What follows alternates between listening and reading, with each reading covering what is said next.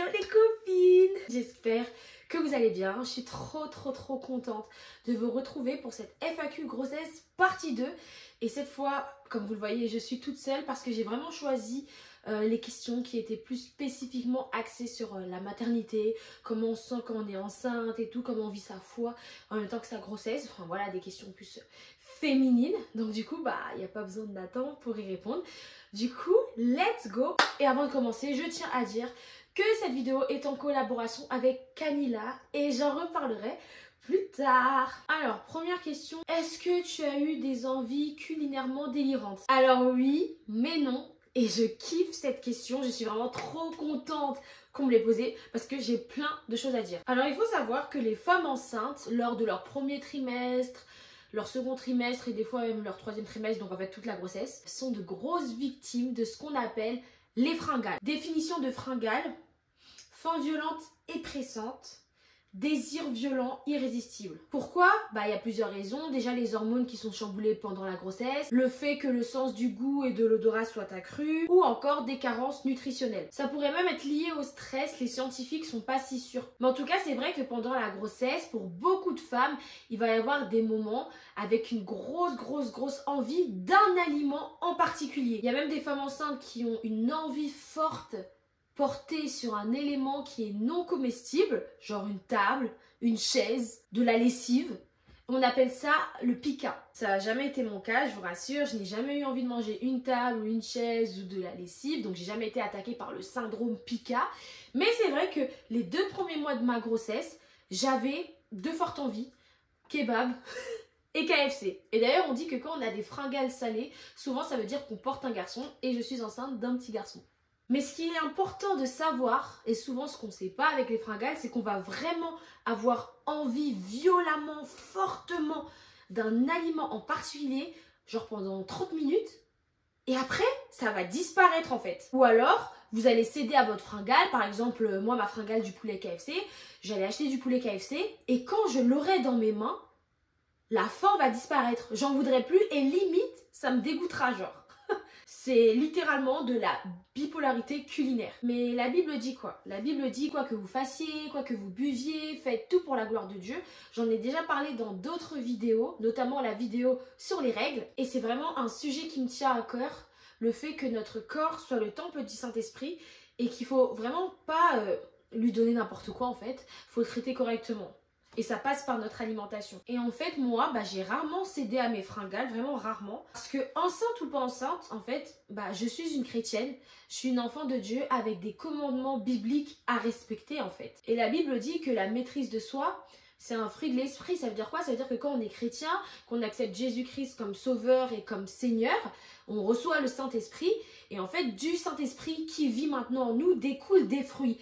La bonté, la patience, la bienveillance, la douceur, la joie, la foi et la maîtrise de soi. Ça fait partie des fruits de l'esprit, des choses qui doivent découler de nous une fois qu'on a donné notre vie à Jésus. Tout ça, c'est écrit dans Galates 5, verset 22. Et un synonyme de maîtrise de soi, c'est la tempérance. Alors, je vous lis la définition de tempérance. C'est la capacité de réguler ses émotions, ses pensées et son comportement face aux tentations et aux impulsions. On pense souvent que la maîtrise de soi, notamment la maîtrise de soi dont parle la Bible, c'est juste genre maîtriser sa colère. Mais pas du tout en fait. Ça peut aussi être maîtriser ses pulsions sexuelles, maîtriser ses dépenses financières, maîtriser sa langue. Et donc, maîtriser ce qu'on mange parce qu'on n'en parle vraiment pas beaucoup. Je pense même que c'est un peu tabou.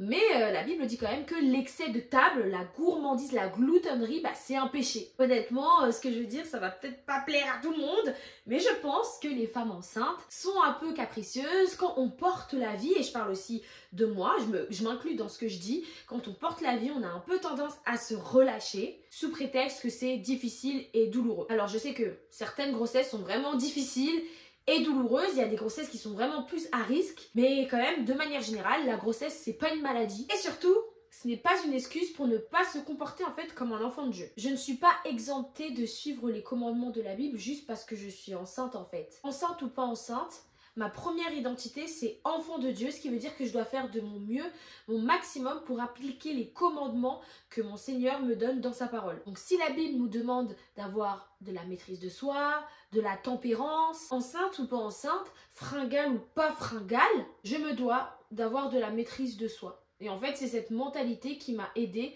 à ne pas céder à mes fringales. C'est vraiment cette mentalité qui m'a permis de les combattre en fait. Sur les réseaux sociaux, vous entendrez la majorité des femmes vous dire que vous ne pouvez pas résister à vos fringales, qu'elles sont trop fortes, trop présentes. Mais en fait, le Saint-Esprit en vous, il est plus fort que vos désirs culinaires, vraiment. Il faut vraiment prendre autorité sur son corps et discerner les fringales qui sous-entendent un déficit nutritionnel et les fringales qui sont juste un caprice. Par exemple, moi, je me suis quand même rendu compte qu'à un moment donné où je voulais beaucoup de KFC, de poulet KFC pour être précise, en fait, je me suis rendu compte que dans mon alimentation, je ne mangeais pas assez de viande. Et du coup, j'ai équilibré ça, pas en mangeant du poulet KFC, mais du coup en mangeant plus de viande, notamment de viande blanche. Du coup, voilà. Deuxième question, as-tu des appréhensions avec le fait de devenir une jeune mère? Alors je vous avoue qu'au début, quand j'ai vu cette question, j'allais tout simplement répondre non. Mais en poussant la réflexion un peu plus loin, je me suis rendu compte que j'avais quand même des choses à dire, un peu comme d'habitude. Alors, je n'ai pas d'appréhension avec le fait de devenir une jeune mère, mais j'ai quand même une appréhension avec le fait de devenir mère. Et du coup, cette appréhension que je vais développer, un peu vous expliquer, c'est celle de féminiser mon garçon. Parce que oui, pour celles qui n'ont pas suivi, du coup, je suis enceinte d'un petit garçon. Voilà. Je m'explique. Nous vivons dans une ère où les hommes ne sont pas aimés. Nous vivons dans une société du men are trash. Que ce soit sur les réseaux, dans les médias, les hommes sont généralement portrayés comme les infidèles, les agresseurs, les idiots aussi, parce qu'un garçon, c'est bête. Et on parle tellement souvent de masculinité toxique qu'il semblerait que la masculinité en elle-même soit toxique. Qu'est-ce que c'est finalement la masculinité pas toxique? Parce qu'on dirait que toute forme de masculinité est toxique. Forcément, de cette mentalité, de cette haine des hommes, voilà, je dis des mots forts mais vous avez capté, découle l'idée inconsciente, ou pas inconsciente, d'ailleurs je pense que ça dépend des gens, que finalement la féminité c'est mieux. Être une femme, finalement c'est mieux. Pourquoi? Parce que les femmes ne sont que des victimes innocentes, victimes du patriarcat, victimes de l'infidélité des hommes, victimes de la bêtise des hommes, victimes de la lâcheté des hommes. En gros, les femmes c'est les moins pires des deux sexes. Men are trash et women are not trash, en gros. Pourtant, dans la Bible, c'est important de le rappeler, il n'y a écrit nulle part qu'il y a un sexe, qu'il y a un genre qui est pire que l'autre. La Bible dit vraiment, dans Romains, que tous ont péché, tous, et sont privés de la gloire de Dieu. La Bible met vraiment en avant des femmes comme des hommes qui ont fait des dingueries. Dans la Bible, il y a clairement des histoires où il y a des hommes qui ont fait du sale. Mais moi, je vous dis la vérité, le personnage dans la Bible qui me choque le plus, qui me fait le plus peur, c'est une femme et c'est Jézabel. Sans oublier le fait que le premier péché de l'humanité a quand même été commis par une femme. Voilà, j'ai honte. Quand même, quand on y pense, on devrait être peut-être un peu plus humble, la gente féminine, parce que c'est notre genre qui a fait rentrer le péché dans le monde. Enfin bref, tout ça pour dire que même moi qui m'oppose fermement aux valeurs du féminisme occidental actuel, parce qu'elles sont complètement en opposition avec les valeurs de la Bible, mais ça, vous inquiétez pas, on en reparlera. Moi-même, comme je vis dans ce monde, je peux être influencée par ces valeurs, ce qui peut parfois m'amener à penser inconsciemment qu'être une femme c'est mieux, que la féminité c'est mieux, et que, en fait, le monde serait mieux si on faisait tout à la façon des femmes, en gros. Et penser ça alors que j'élève un garçon, ça pourrait m'amener à le féminiser, en fait. Est-ce que vous serez d'accord avec moi de convenir que c'est dur d'élever un garçon à devenir un homme quand on déteste les hommes? C'est dur d'élever un garçon à devenir un homme quand on pense qu'être une femme, c'est mieux, en fait. C'est dur de pousser un homme dans la virilité quand on pense que la féminité c'est mieux et qu'en vrai la masculinité dans tous les cas c'est toxique. Ou alors on voudrait refaire une masculinité à notre sauce féminine. Bref, tout ça pour dire qu'il faut toujours plus que je lise la Bible en fait, que je me penche sur ce que la parole de Dieu dit, sur ce que c'est d'être un homme en Christ, d'être masculin, d'être viril selon les desseins, les plans de Dieu. Et savoir aussi laisser beaucoup de place à son père, mon merveilleux mari, dans son éducation, dans l'éducation du garçon qu'on va avoir. Parce qu'une mère, c'est très important, mais on devient un homme avant tout en observant un homme. C'est une vérité. Donc il faut toujours que je reconnaisse l'importance de Nathan, l'importance de sa place dans l'éducation et la construction de l'identité de notre fils. Savoir être humble et me faire plus petite quand il faut qu'il apprenne à devenir un homme vraiment au contact d'un homme, ce que je ne suis pas. Et en vrai, je suis très confiante, ça va, parce que je sais que son papa va être génial avec lui. Voilà, je pense que j'ai quand même répondu à la question quelle a été ma plus grande crainte d'être une mère, même si j'ai un peu changé la question du coup. Comment as-tu réagi lorsque tu as appris que tu étais enceinte? Alors, évidemment, je me suis filmée quand j'ai pris mon test de grossesse. Ici, on vit pour les caméras. Du coup, je vais vous montrer la vidéo. Ce sera plus parlant comme réponse. Et d'avance, excusez ma tête parce que vraiment, le jour où j'ai fait ce test de grossesse, j'étais au bout de ma vie physiquement. Vraiment, je pensais que c'était mon syndrome prémenstruel, mais non. En fait, c'était un embryon. Voilà, donc je vous montre.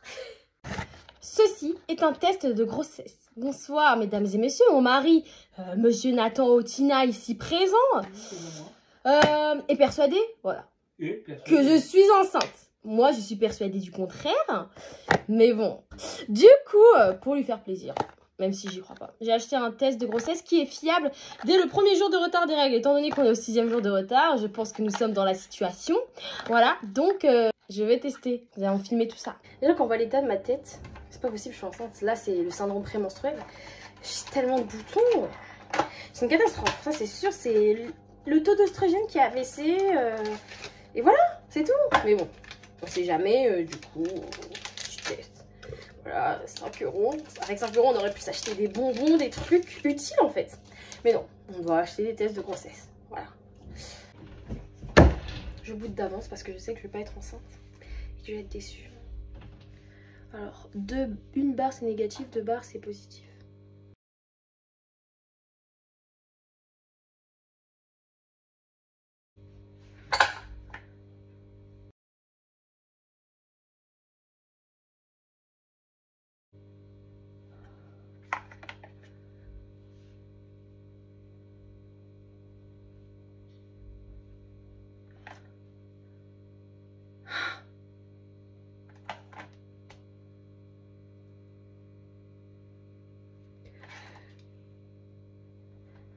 Alors, 4e question, quels sont tes symptômes et est-ce que le Seigneur te l'avait révélé d'une certaine façon? Alors oui, en fait, la question était en 3 parties. La personne qui m'a posé ces 2 questions-là, elle m'a d'abord demandé comment j'ai su que j'étais enceinte, ensuite quels étaient mes symptômes et si Dieu me l'avait révélé d'une certaine façon. Il faut savoir déjà que moi, j'ai eu une grossesse très simple avec très peu de symptômes. J'ai pris aussi très peu de poids.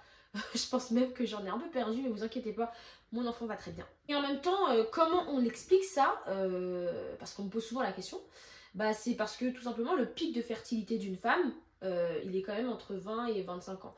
Donc bien sûr, comme je vous l'ai dit dans la vidéo d'avant, quand vous allez regarder sur internet c'est quand le meilleur moment pour avoir un enfant, ils vont toujours vous dire dans les articles c'est 30 ans, entre 30 et 35 ans parce que vous êtes stable financièrement. Mais les articles ils vont quand même dire entre parenthèses, mais scientifiquement le meilleur moment pour avoir toutes ses chances de tomber enceinte, c'est entre 20 et 25 ans parce que c'est là où il y a le pic de fertilité de la femme et c'est aussi la période où elle a le plus de chances d'avoir une grossesse sans risque. Tout simplement parce que cette période de notre vie, la vingtaine, c'est la période en général dans laquelle on est le plus en forme en fait, physiquement, tout simplement. Genre c'est logique en vrai. Women in their 20s are less likely to have certain pregnancy complications. Donc les femmes dans leur vingtaine ont plus de chances de ne pas avoir de complications pendant leur grossesse. J'ai pas eu de nausées, mais ça c'est vraiment juste de la chance, ça dépend vraiment des femmes. Ma mère elle avait pas eu de nausées, j'ai pas eu de nausées, voilà, peut-être que c'est génétique, je sais pas. Mais ça c'est vraiment de la chance, ça dépend pas de l'âge. Donc j'ai pas eu de nausées, j'étais juste très fatiguée. Genre vraiment, je faisais genre 3-4 siestes par jour, les 3 premiers mois de ma grossesse, genre mon premier trimestre de grossesse. Et au tout début, j'avais mal au ventre. En fait c'est un mal de ventre comme si vous alliez avoir vos règles.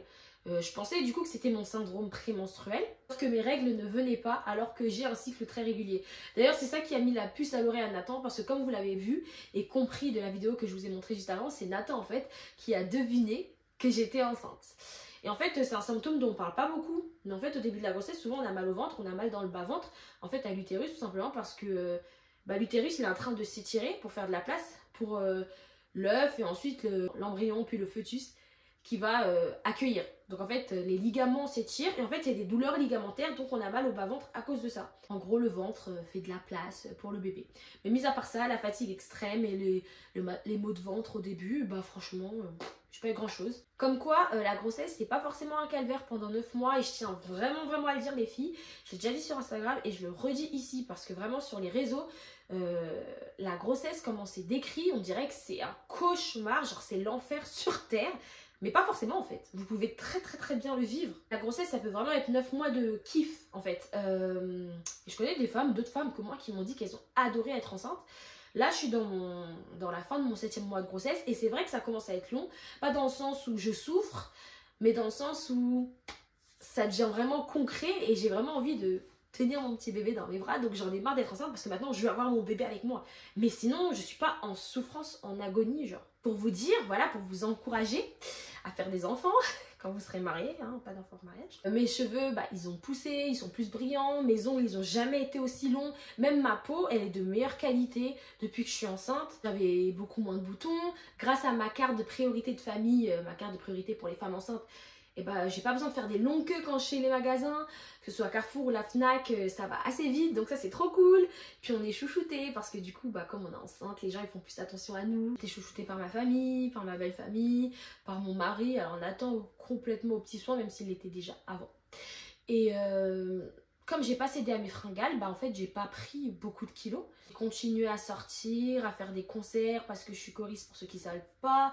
J'ai continué à aller à des soirées d'anniversaire. J'ai continué à travailler en tant que créatrice de contenu de mariage, donc aller à des mariages. Continuer à aller voir mes copines. En fait la vie c'est pas du tout arrêté parce que j'étais enceinte. Je suis là pour vous dire les filles, pour vous donner de l'espoir à toutes les filles qui pensent que être enceinte c'est 9 mois à être couchée sur son canapé moche, grosse et vomir toute la journée, que ce sera pas forcément le cas en fait. À part cas exceptionnel, à part grossesse à risque, on peut vraiment tout faire limite pendant sa grossesse. Et en vrai de vrai, bah c'est grave le feu.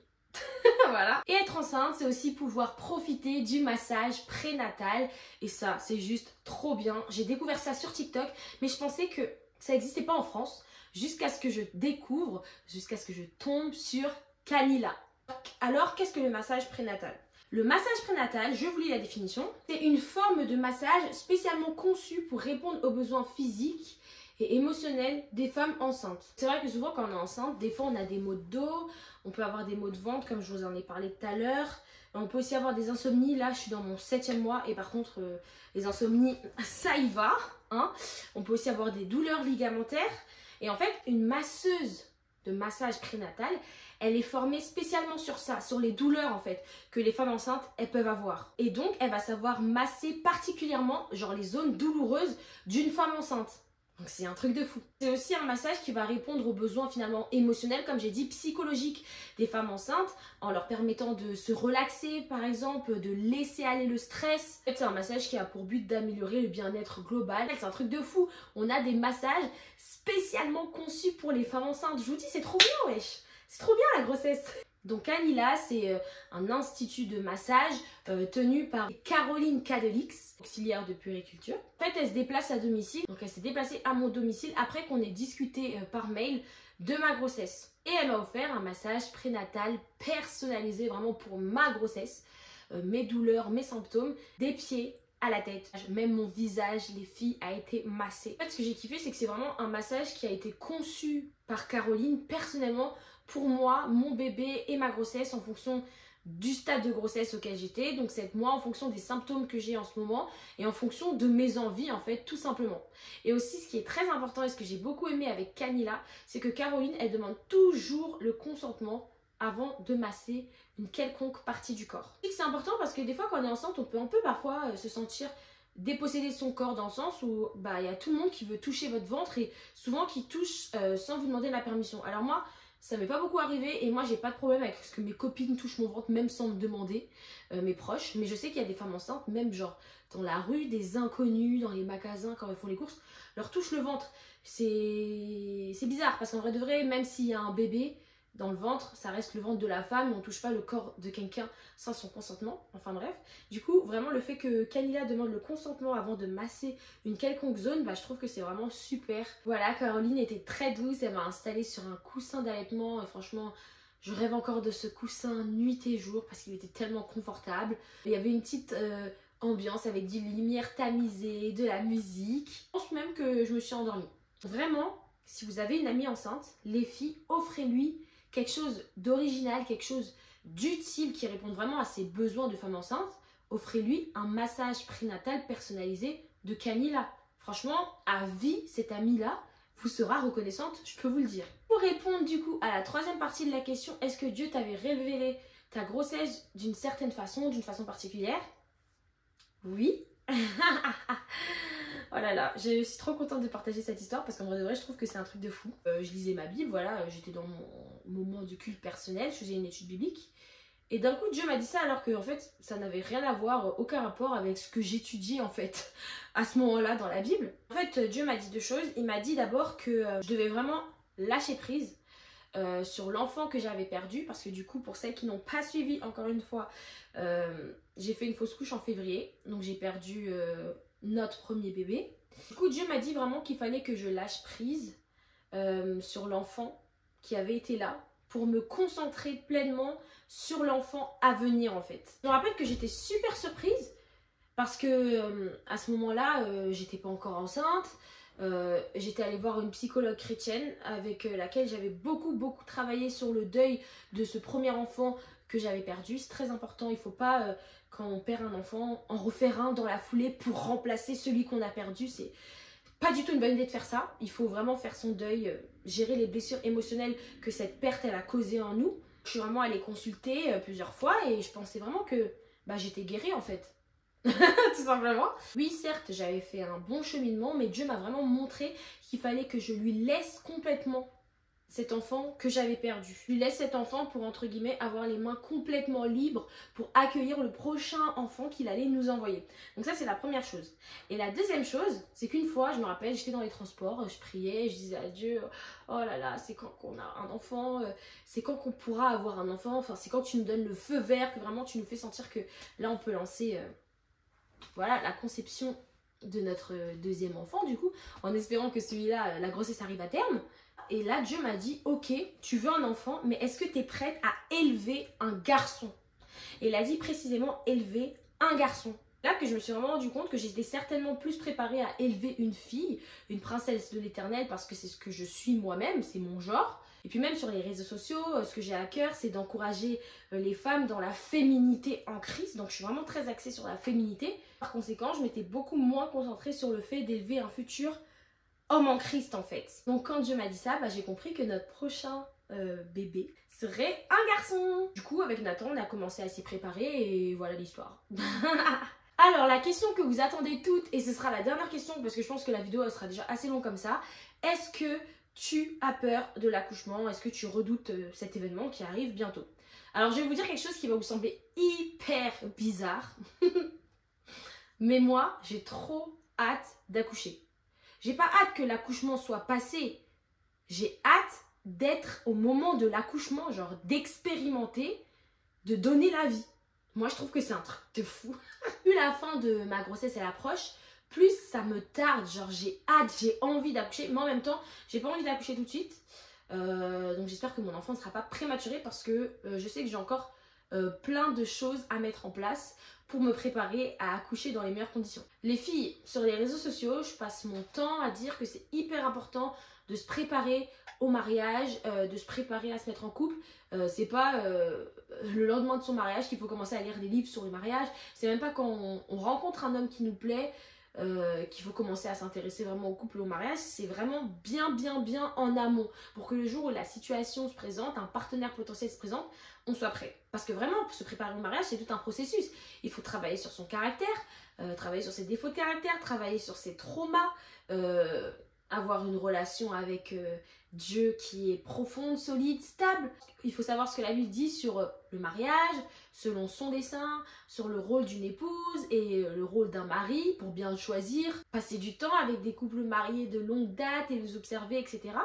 Et je pense d'ailleurs qu'il y aurait beaucoup moins de divorces si plus de gens prenaient vraiment au sérieux le fait de se préparer au mariage et se préparer au mariage. Et le mariage, vraiment, ça s'improvise pas.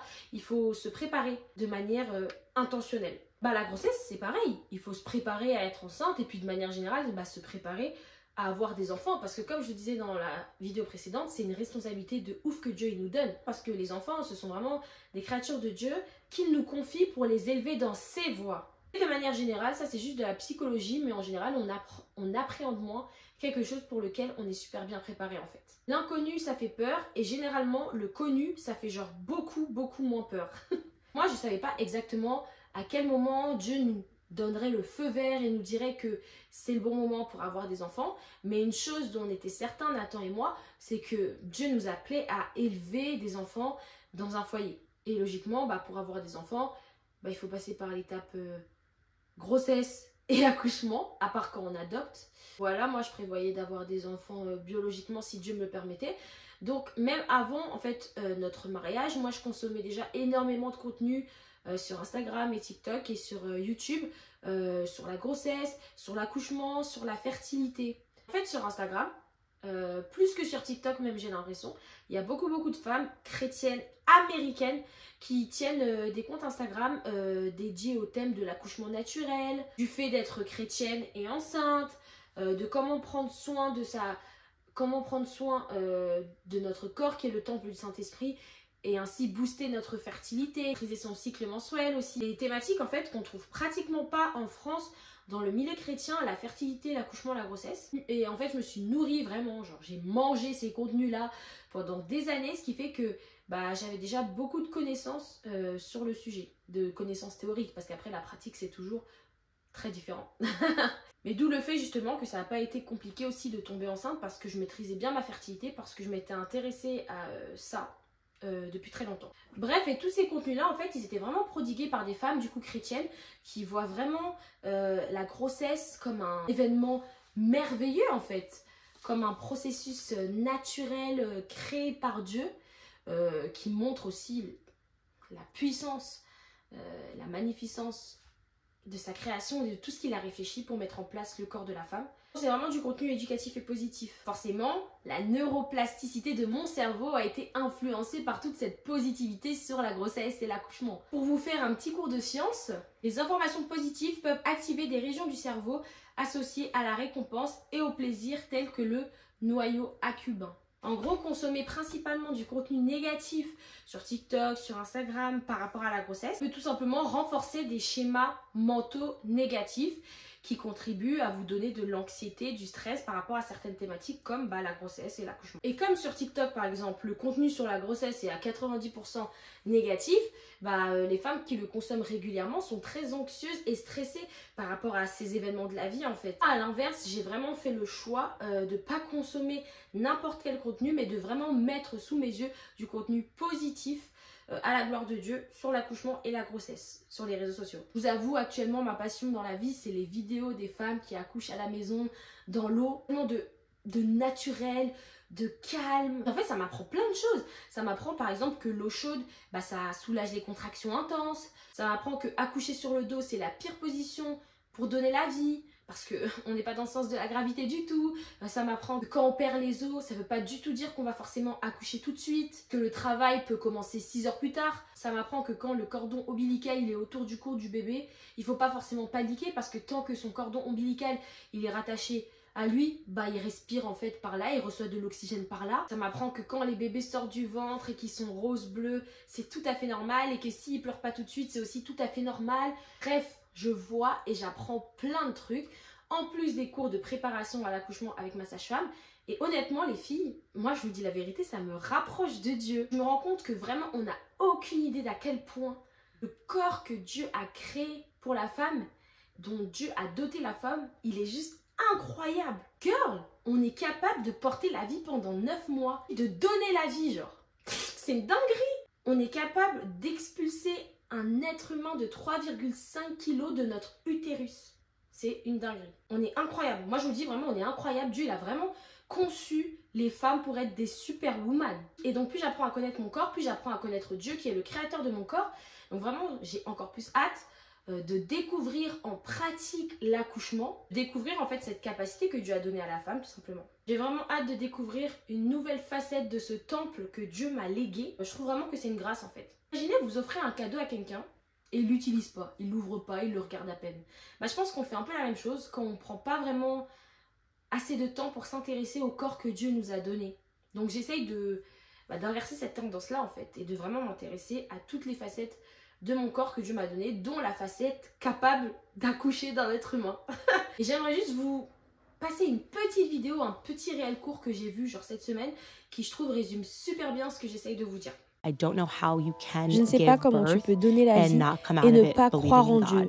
Tout dans ce processus est incroyable. La perfection incroyable, la précision de l'état de la nature, le fait que les bébés voient en noir et blanc, mais quand ils sortent de ton ventre, ils peuvent voir juste un tout petit peu, suffisamment pour voir ton téton, et ils ont besoin de ton téton pour se nourrir. Ton téton devient plus foncé parce que les bébés voient en noir et blanc, et comme ça leur permet de percevoir le contraste. Quand tu sais que instantanément, quand tu donnes la vie, quand tu accouches de ton placenta, ça envoie un signal à ton corps qui doit lancer la production de lait pour que l'enfant se nourrisse.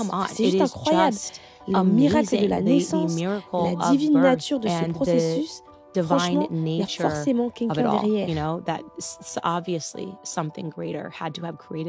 Pour conclure cette question, non, j'ai pas peur de l'accouchement, je suis pas dans le déni, hein. Je me doute bien qu'il y a des moments où ça va être douloureux, ou du moins, comme dirait ma sage-femme, ça va être intense. Mais comme je m'évertue à le dire très souvent, c'est pas parce que quelque chose est douloureux que c'est mal. C'est pas parce que quelque chose est dur que c'est mal. C'est pas parce que c'est difficile que c'est mal. Dans un monde où on veut toujours être tranquille, on veut toujours que les choses se passent facilement, etc. Et du coup, dès que quelque chose est un peu dur, on se dit « Ah mince, c'est pas normal ». Mais la Bible nous dit nulle part que la vie est supposée être un long fleuve tranquille, en fait. Que tout doit être facile, simple, paisible, sans douleur. Donc moi, je suis vraiment dans ce mindset de « Je veux pas que ce soit facile ».